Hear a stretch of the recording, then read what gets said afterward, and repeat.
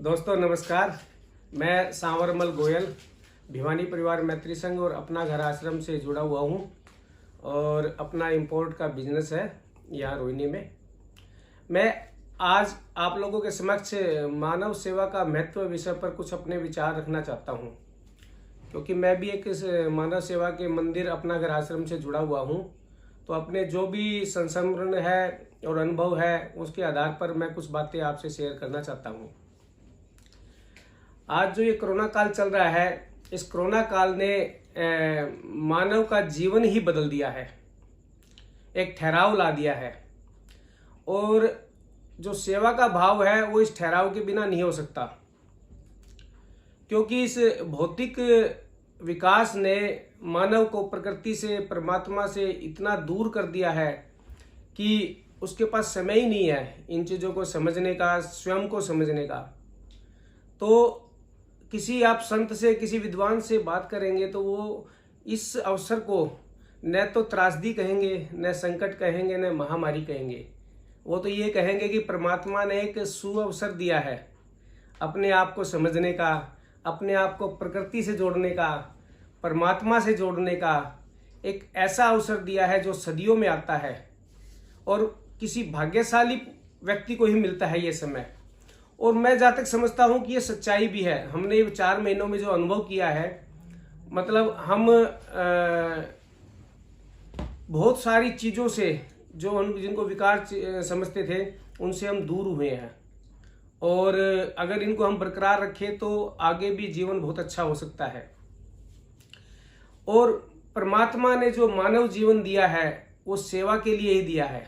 सेवा के बिना तो मानव का जीवन निरर्थक है, क्योंकि मानव का अपना जो कल्याण है वो सेवा से ही होता है। और इस कलयुग में, खासकर कलयुग में ऐसे बहुत से अवसर दिए हैं मानव सेवा करने के, क्योंकि जिनकी हम सेवा कर सकते हैं वो सतयुग में तो होते ही नहीं थे, तो कैसे कल्याण होगा। तो इसलिए मानव सेवा का महत्व इसलिए सबसे ज़्यादा होता है कि हमें अपना कल्याण करना है, और अपने कल्याण के लिए मानव को अपने सामने कोई भी बेसहारा, लावारिस, दीनहीन, जो भी जिस तरह की भी आवश्यकता हो उस तरह से हमें सेवा करनी चाहिए।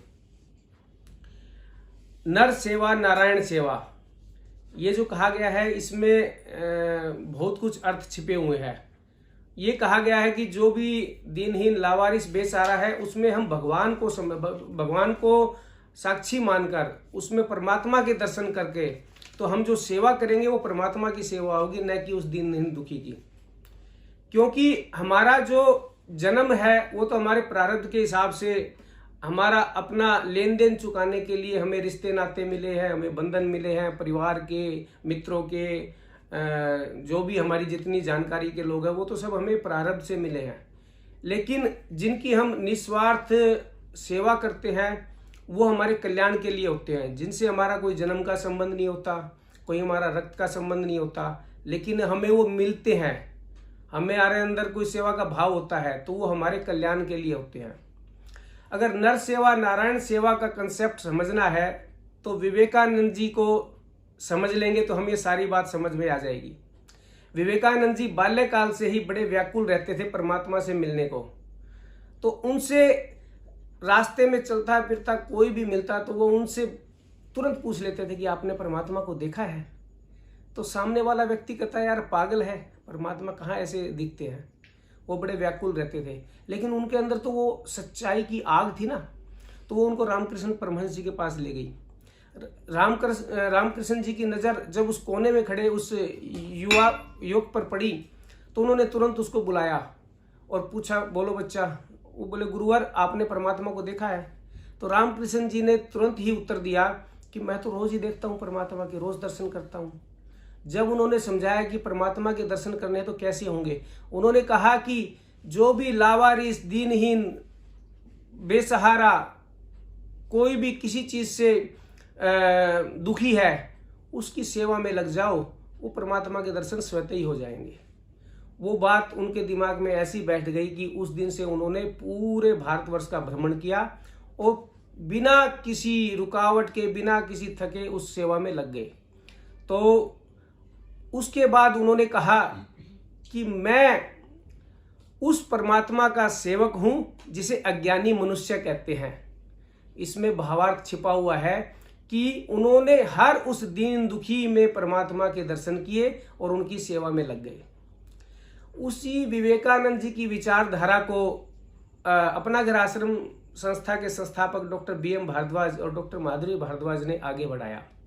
और मैं तो बड़ा भाग्यशाली समझता हूँ कि हम अपने जीवन काल में ऐसे सद्पुरुषों के साथ सानिध्य मिलता है और जैसा भी है थोड़ा बहुत काम करने का अवसर भी मिला है।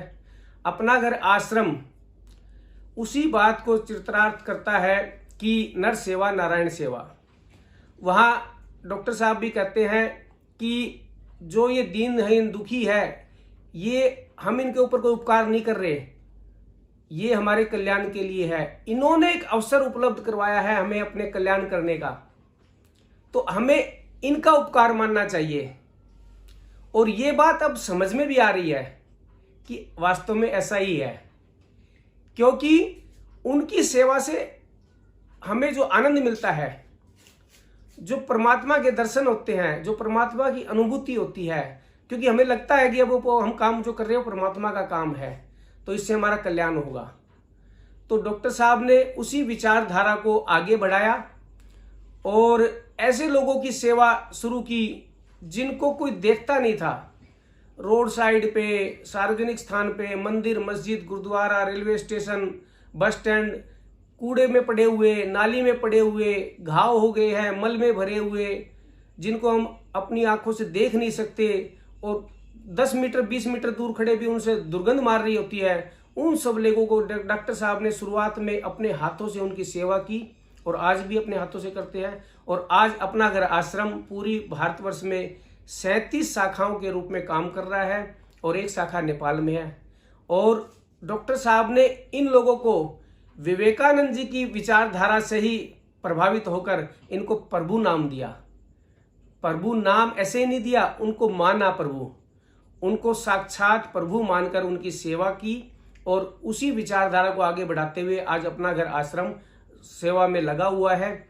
और मैं आप सब लोगों से भी निवेदन करना चाहूँगा कि आप सब लोग भी अपना घर आश्रम की सेवाओं को दिव्य रूप में सोशल मीडिया के माध्यम से, और जब ये कोरोना काल खत्म हो जाए तो वहाँ जाकर उस सेवा के दर्शन करें, उस सेवा का अनुभव करें और कहीं ना कहीं अपने कल्याण के लिए इस सेवा से जुड़े।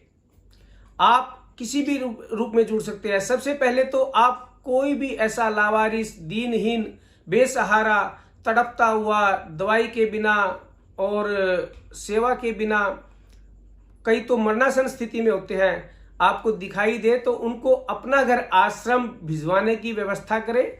अपना घर आश्रम से कांटेक्ट करें, अपना घर आश्रम की एम्बुलेंस आएगी, उनको लेके जाएगी। तो इससे बड़ी सेवा तो हो ही नहीं सकती।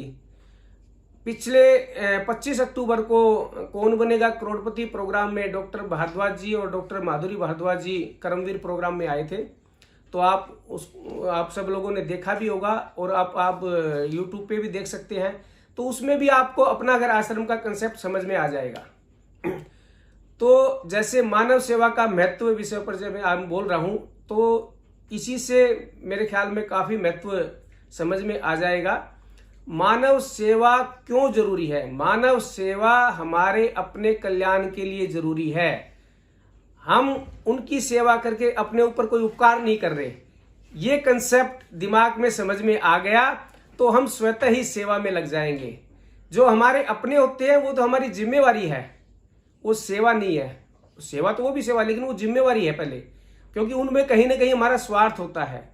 और लेकिन इन लोगों की जो सेवा है, इस तरह के लोगों की सेवा है, आप कहीं भी जुड़ जाइए तो उससे स्वतः ही आपको लगेगा कि मैं कोई ना कोई परमात्मा का कार्य कर रहा हूं। तो मेरी आप सब लोगों से अपील है कि अपना घर आश्रम में जाकर अपना जन्मदिन मनाइए, अपनी शादी की वर्षगांठ मनाइए, अपने किसी बुजुर्ग की पुण्यतिथि मनाइए और उन प्रभु स्वरूप के साथ अपना समय बिताइए, तो आपको अलग ही अनुभूति होगी। इन्हीं शब्दों के साथ मैं अपनी वाणी को विराम देता हूं।